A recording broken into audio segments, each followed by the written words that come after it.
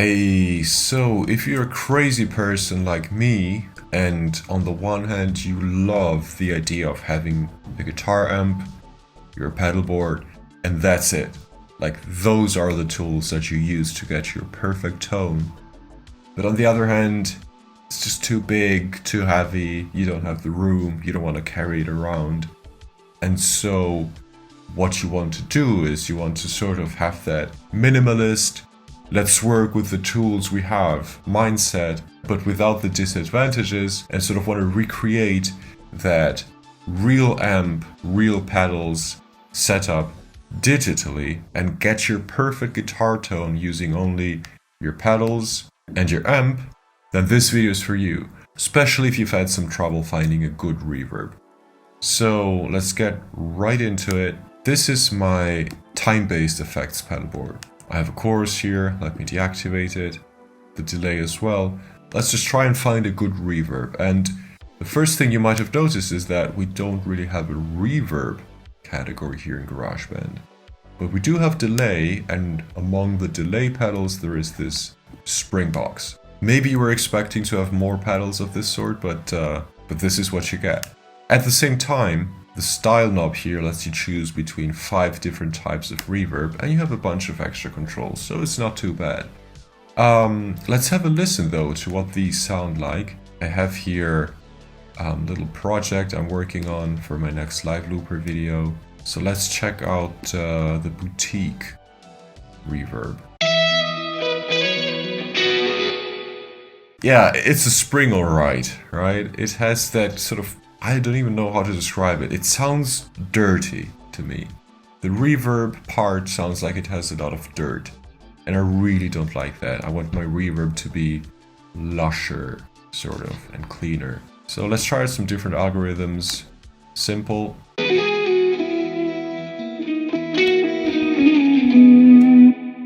This one's a little better, but still not quite there. What about vintage?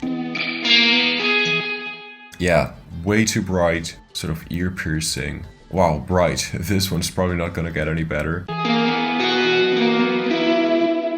This sort of emphasizes some mid-range frequencies in a weird and nasal way. Resonant, okay, there we go. This one also doesn't sound very good from the name of it.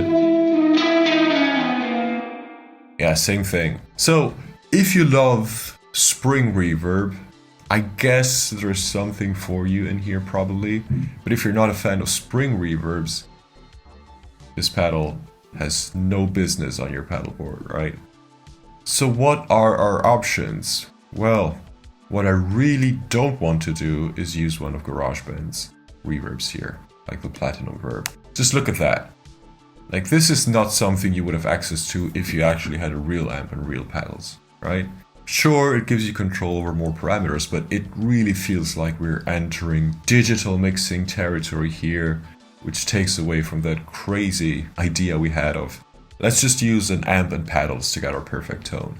So this is not an option, and the same goes for the master reverb send parameter here. For one simple reason, I think the master reverb actually is nothing other than the Platinum Verb, but instead of being here on your track, it's on your master track. That's the only difference. So that also disqualifies this option. So what can we do? Well, let's have a look at our amp here. And look at that, we have a reverb section. Very, very simple, an on-off switch and a level knob, and that's what we get. So let's hear what that sounds like. Let's crank it up a bit. It's a spring reverb. Who would have guessed? Now, granted, to me at least, and this might be subjective, but to me it sounds a lot better than what we've heard so far on the Springbox pedal. Sure, it sounds like a spring, there's no denying that, but it's not as dirty. But then again, it's still a spring, and I'm not a big fan of springs, so I wouldn't want to use this for my personal tone here.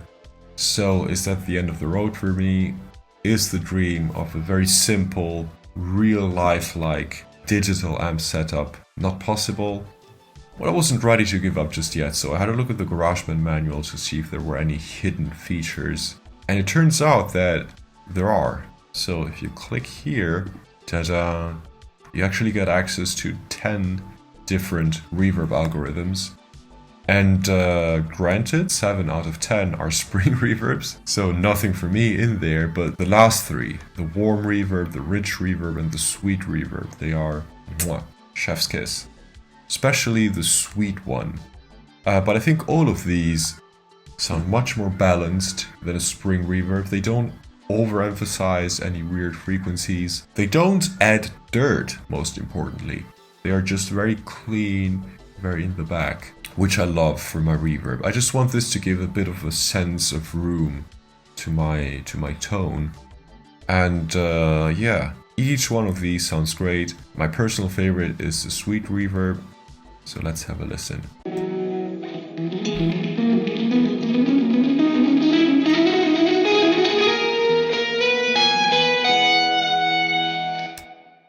Nice natural decay. It's not too muffled. It has a little bit of presence, which I appreciate. Let me just roll it back a bit.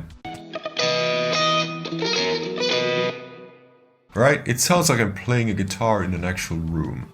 And then I can combine this with my send return kind of configuration here, my chorus and my delay, and I get the tone that I like.